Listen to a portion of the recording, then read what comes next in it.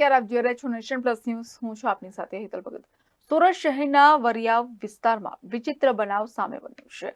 મિલકતના હિસ્સાના ચાલતા ઝઘડામાં ગુસ્સે ભરાયેલી વિધવા ભાભીએ અને તેની પુત્રી દ્વારા દિયરના ખેતરમાં પકવેલી શેરડી સળગાવી દીધી હતી. સુરતના વરિયાવના કંટારા ફળિયામાં રહેતા ખેડૂત પ્રવીણભાઈ પટેલે જહાંગીરપુરા પોલીસ મથકમાં પોતાની વિધવા ભાભી વિરુદ્ધ ફરિયાદ આપી છે. પ્રવીણભાઈની ફરિયાદ અનુસાર તેઓ પોતે કંટારા ફળિયામાં રહે છે અને વરિયાવમાં વડીલો પાર્જિત 7 વીઘા જમીનમાં ખેતી કામ કરે છે. પરિવારમાં 3 બહેન પાર્વતી, મણી અને પ્રતિભા તથા 4 ભાઈ મહાદેવ, અર્જુન, હસમુખ અને પોતે હતા.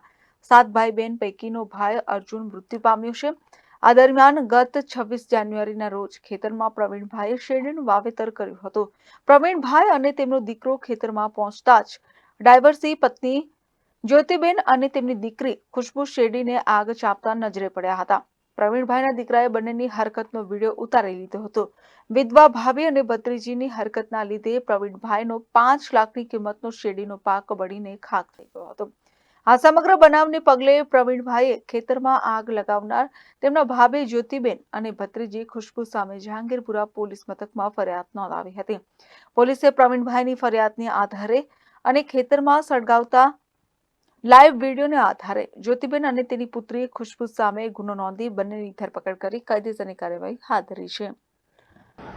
એક અમે હકીકત એવી છે કે ત્યાં જે કંટાળા ફળિયું જહાંગીરપુરામાં આવેલ છે ત્યાં પ્રવીણભાઈ પટેલ કરીને જે છે એ એમના જે ખેતર જે છે શેરડીનું એમાં તે પોતે ત્યાં શેરડીનો પાક વાવેલો હતો અને એમના જે ભાભી અને ભત્રીજી જે છે એ આ જે જમીન જે મિલકત જે છે એના કૌટુંબિક વિવાદને લઈ અને આ જે એમના ભત્રીજી અને ભાભીએ ત્યાં ખેતરમાં આવી અને શેરડીના પાકનો જે છે એ આગ લગાડતા અંદાજે 5 લાખનું નુકસાન થતાં આ કામના ફરિયાદીએ જહાંગીરપુરા પોસ્ટમાં ફરિયાદ આપેલ છે અને પોલીસે એમાં ધોરણસરની તપાસ હાથ ધરેલ છે.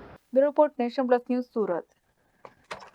સમાચારોના સતત અપડેટ માટે નેશન પ્લસ ન્યૂઝના યુટ્યુબ ચેનલને સબસ્ક્રાઇબ કરો, બેલ આઇકન દબાવો અને ફોલો કરો ઇન્સ્ટાગ્રામ, ફેસબુક અને ટ્વિટર પર.